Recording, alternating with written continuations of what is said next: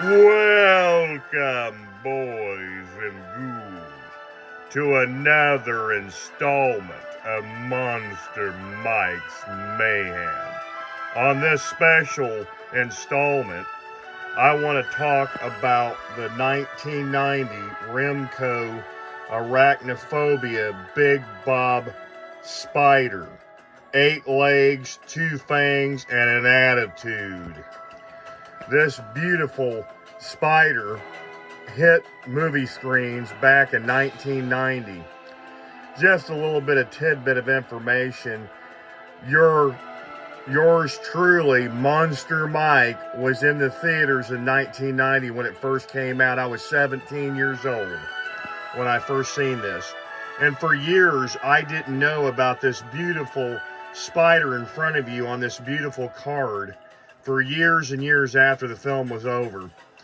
I was going to Horror Hound in the 2000s, like 06, 07, and there was an old magazine that Horror Hound had, and this man was being interviewed on his toy collection, and I seen this beautiful spider sitting there, and I went, oh my God, I didn't know they made merch for Arachnophobia in 1990, so I had to go find one.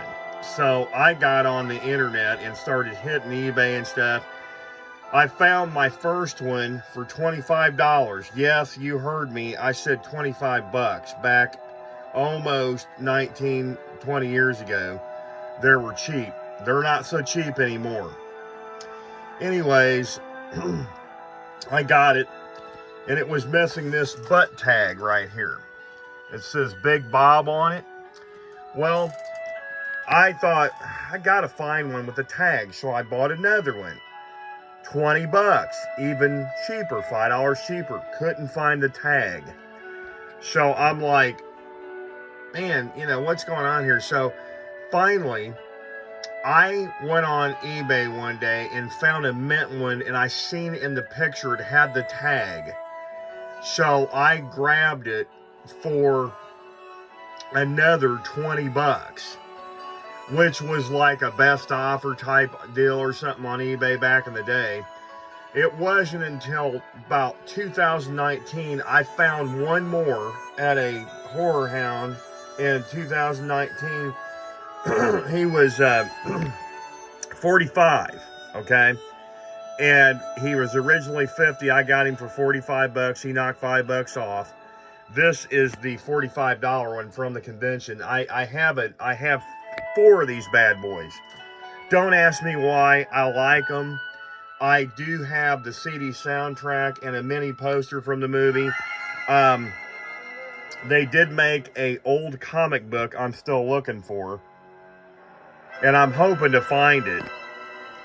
But yeah, this thing is beautiful. I collect old Imperial toys of the 70s, 80s, and 90s, and early 2000s.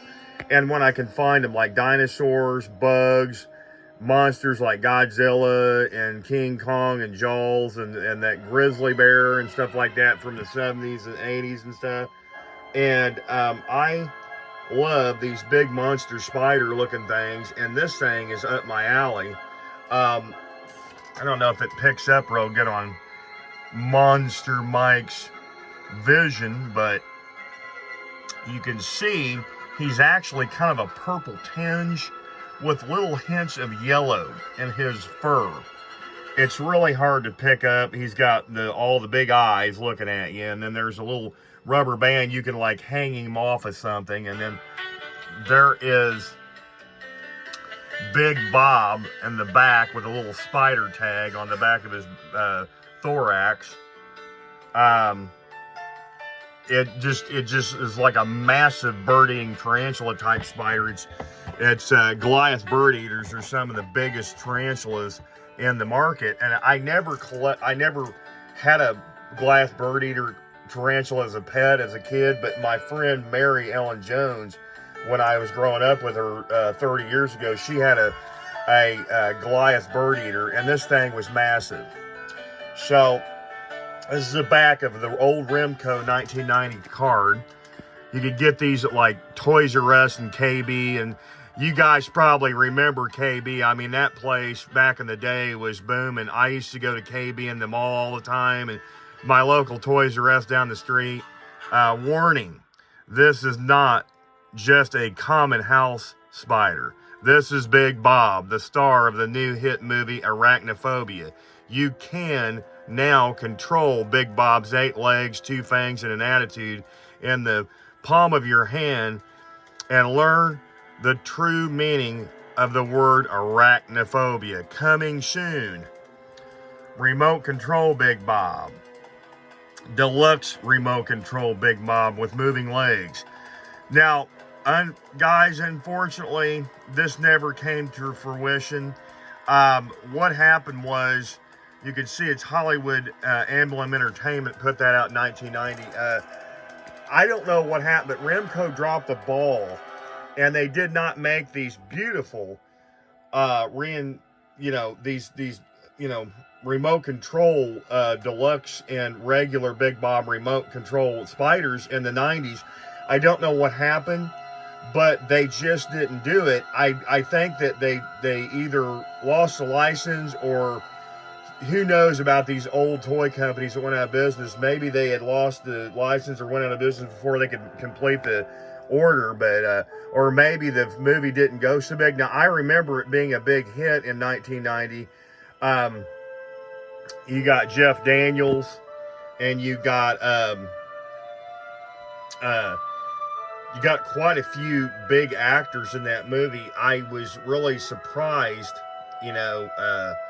with how they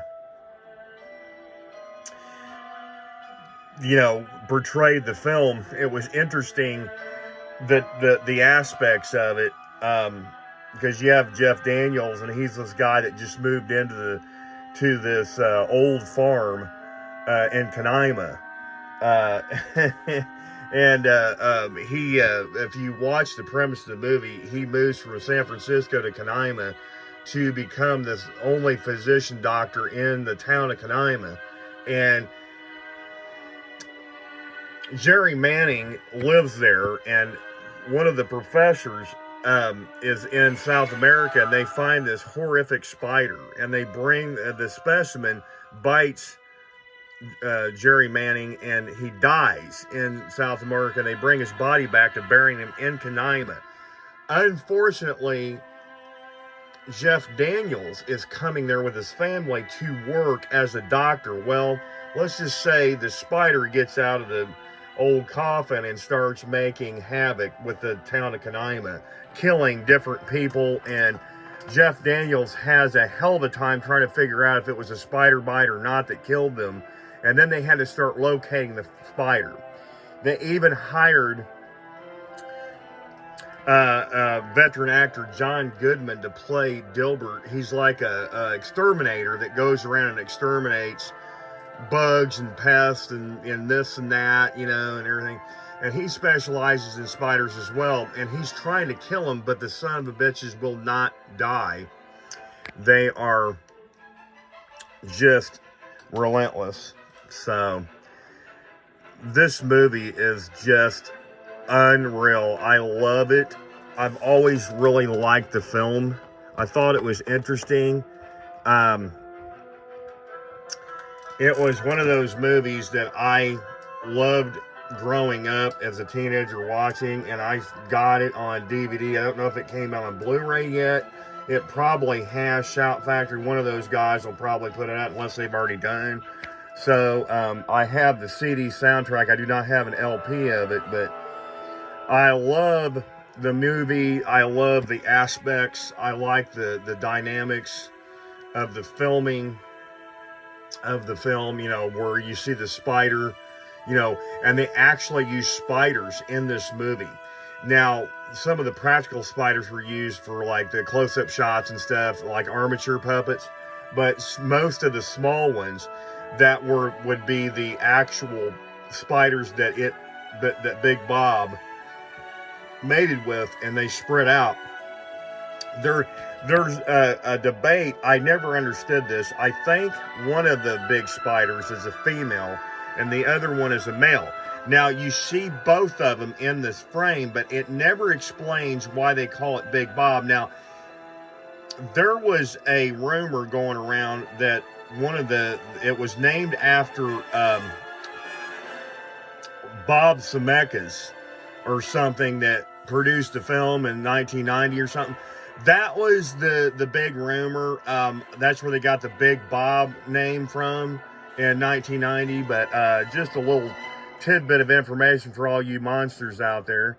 So I'm not real sure if there was two spiders or not. I think there was, because it has to mate with another spider. But I heard that when it mated with a common house spider, and that common house spider became a deadly spider.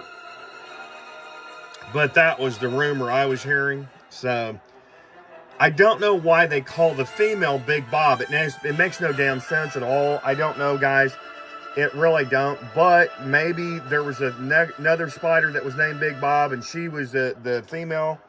But I really enjoy this movie. And if you guys ever want to get a good scare, if you guys are liking spider movies or any weird insect movies from the 90s, I suggest to check this out. I know there's eight-legged freaks in the early 2000s. But I think you guys would really like this. This is a really good movie. So, if you like these videos, please like and subscribe. And until next time, kiddies, stay tuned and get monster-fied.